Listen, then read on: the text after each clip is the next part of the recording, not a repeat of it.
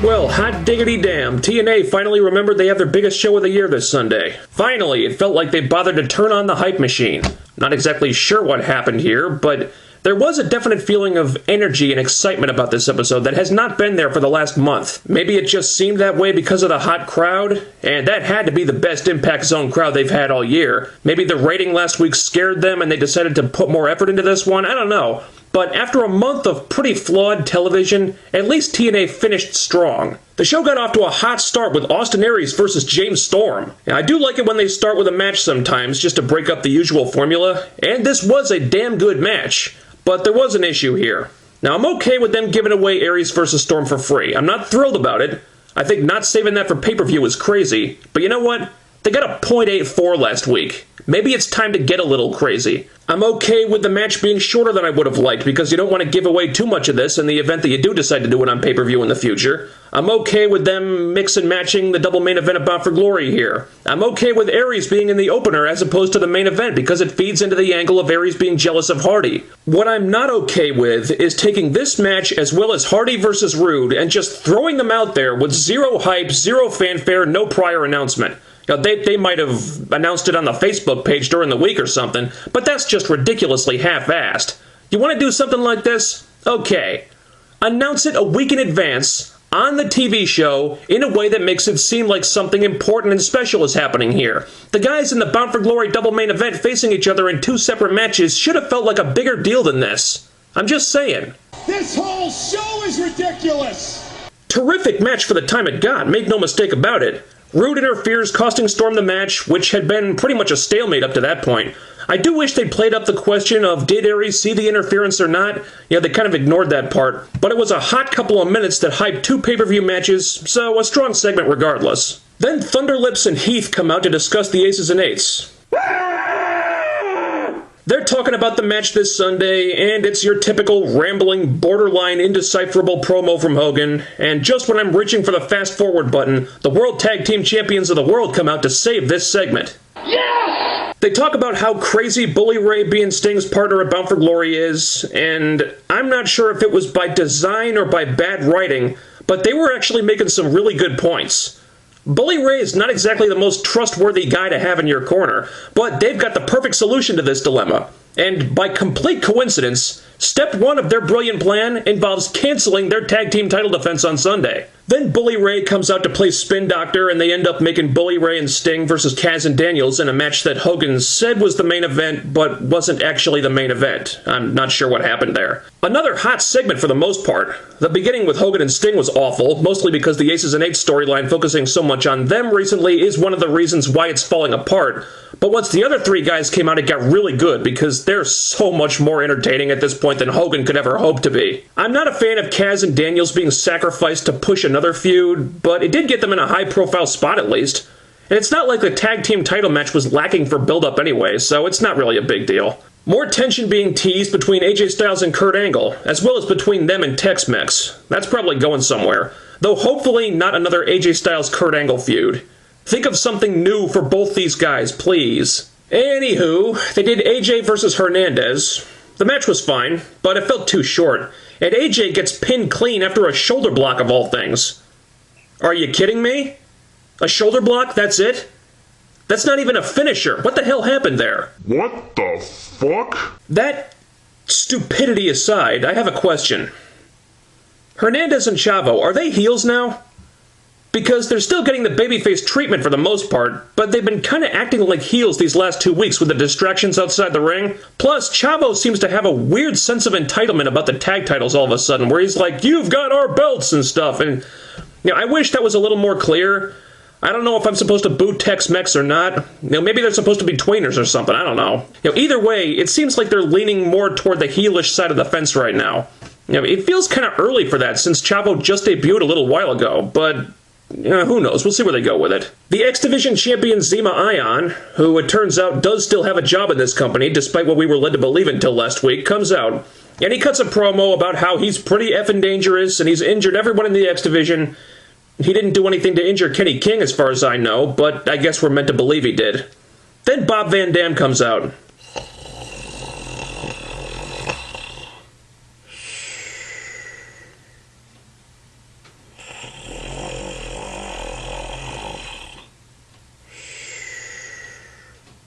And he basically says, Hogan's a giant mark for BVD, and he gave me a shot at you at Bound for Glory just 'cause. And the few brief moments I just spent describing this segment, that's about how long it lasted. I'm not even paraphrasing that much. This entire segment couldn't have been much longer than 2 minutes. Apparently, that's all the time the writers thought needed to be devoted to booking an X Division title match on their biggest pay-per-view of the year. And I hate to say it, but their interest in this kind of mirrors my own right now. They've already proven how little they think of Zema Ion as the X Division champion by keeping him off TV for weeks. He's got no momentum anymore. He's obviously just a placeholder until Sorensen comes back. Van Dam's been spinning his wheels for God knows how many months, and now you expect us to give a crap about a title match between these two guys when you just hot-shot it at the 11th hour? I'm sorry, it doesn't work that way. I will not participate in this charade this evening. If Ion and Van Dam had been feuding since after No Surrender and there was some kind of hype for this, that would be different. But they haven't. There's no story here, there's no feud, there's no reason to care about it. In fact, in the entire time Van Dam has been in TNA, when has he ever expressed the slightest interest in the X Division title? Never. So why is he doing it now all of a sudden? Because he needed a pay-per-view spot and Ion needed an opponent. And that's all we get. I do like Ion a lot. I think it could be a great credibility-building win for him if he goes over like he should, but this was obviously something the writers threw together at the last minute just to get these guys on the show. I really want to be on board with it. Now, I'm sure it'll be a good crowd pleaser, but as a Bound for Glory X Division title match, I just don't care. I do think putting Van Dam in the X Division is a good idea, though. That probably should have been done a lot sooner. I mean, if they get Hogan's boy in there, the writers might devote a little more attention to it. Couldn't hurt. Sting and Hogan have a backstage segment where they're discussing the Bully Ray situation, and to their credit, they do at least have Hogan being skeptical that they can trust Bully Ray, though they never really explain why. But Sting seems really adamant that this is the guy they need, which is going to make him look like the biggest idiot on earth if it plays out the way most people think it will. What's weird about this, though, is that the way they're talking about it makes it seem like Bully Ray is the only way they can go here. Sting is like, Hulkster, I need a big, mean, badass bully. Well, Sting, if you guys aren't sure he can be trusted, you do have some options you can explore. There are other people available if you need a big, tough son of a bitch to partner with. Crimson, Gunner, guys like that. Bully Ray is not the only choice, but Sting really seems to think he is. That just felt kind of silly to me. And there's potential here for Sting to look really, really stupid on Sunday if this blows up in his face. Might be good for a laugh at least. So Sting and Bully Ray face Kaz and Daniels, and I'll say this, the crowd was eating this up. They loved every second of it. They were into everything. And hell, when Sting said, Bully, get the tables, even I marked out a little bit, you know? Because it was fun. You know, it got over the way it needed to. You know, the crowd really seemed to get on board with Bully Ray, which is what the writers wanted, I'm sure. I'm still expecting a swerve here, but for the casual fans, I guess I can't say it didn't work. I did not like Kaz and Daniels getting their asses kicked in a match that really had nothing to do with them, but with them playing the Weasley semi-cowardly heels, I think they can take something like this and it won't affect them too much, as long as they keep the tag titles on Sunday, and I really hope they do. The strange thing was, the announcers were going on and on about how Hogan and Sting chose the right guy after all, and the Aces and Eights are in trouble this Sunday. But Bully Ray and Sting lost the match by DQ. I guess Tenay and Taz didn't consider that part.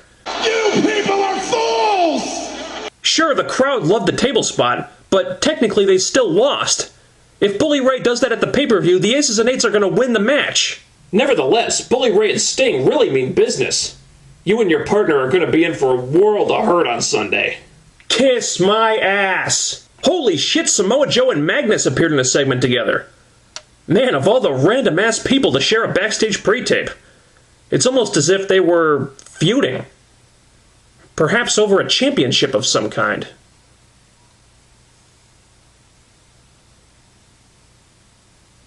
Nah. Well, in case you guys haven't noticed, and I wouldn't blame you if you hadn't, Samoa Joe and Magnus is the TV title match at Bound for Glory, so the writers finally had them come face-to-face and do something to hype that match. It was a nice little exchange, brief, just barely long enough for Magnus to act like a dick and be like, I'll see you on Sunday, Joe. Not a whole lot going on here, but it was something. That was more attention than this feud has gotten in the last month's worth of TV combined. Was it enough to make this feel like a real Bound for Glory feud? No. But, hey, at least they were both on the show this week. Brooke Tessmacher faced Gail Kim as her warm-up for Tara on Sunday, and they had quite a nice women's match here. Little shaky at the end, yes, but I thought this was one of the better matches these two have had, and they've had some really good ones. Tessmacher wins, Tara jumps her, but Tessmacher gets the upper hand, hits her finisher on Tara, and lays her out too. They made Tessmacher look very strong, very competitive, so she's looking good heading into Bound for Glory, where I'm sort of expecting Tara to win the title, probably with the help of her mystery boyfriend from Hollywood, be it Joey Ryan or Eric Young or someone else. I don't want that to happen. I think Tessmacher needs to win more and she should keep the title a while longer, so hopefully they won't switch it just yet. The main event was Bobby Roode versus Jeff Hardy, which they gave a good chunk of time to. I have no complaints about the match at all, although how it ended really bugged me. It was just like Sting and Bully Ray beating Kaz and Daniels, where once again you've got the heel losing a match that has nothing to do with the feud he's in. If Roode was going to lose this match, it should have been because of something James Storm did. Roode goes for the chair, Storm takes the chair away, Roode turns around and walks into the twist of fate. Instead, Hardy beats Roode on his own, and Storm is nowhere to be seen. So the final hype for Roode Storm was kind of lopsided, unfortunately. Didn't like that. Then to close the show, we have Austin Aries come out, and he makes a point of throwing away the script. Because we're shooting all the time on iMPACT, brother.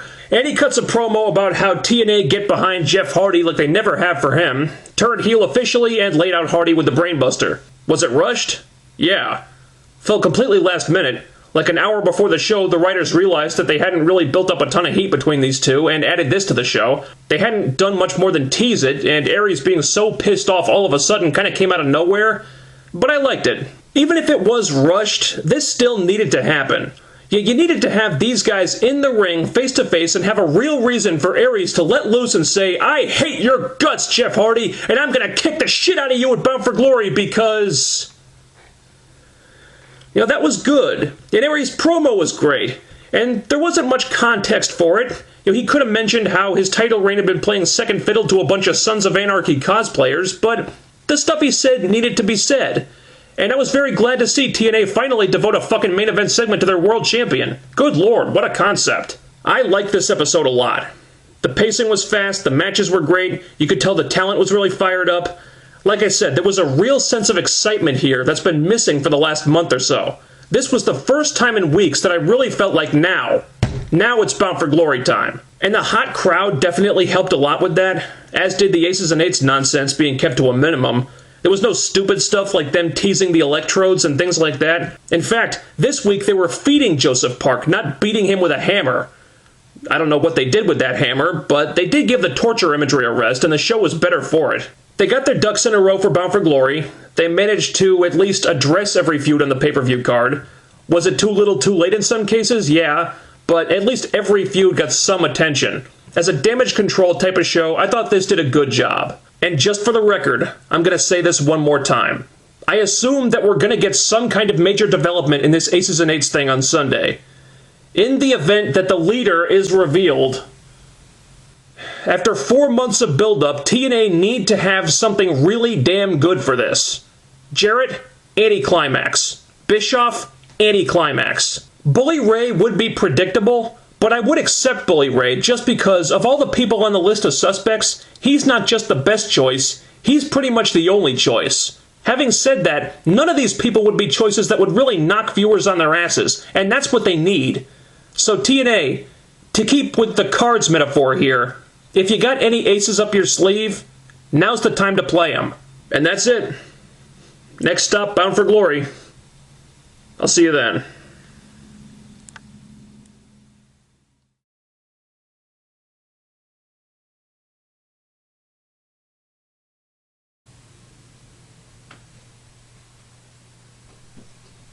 Well, another video in the can.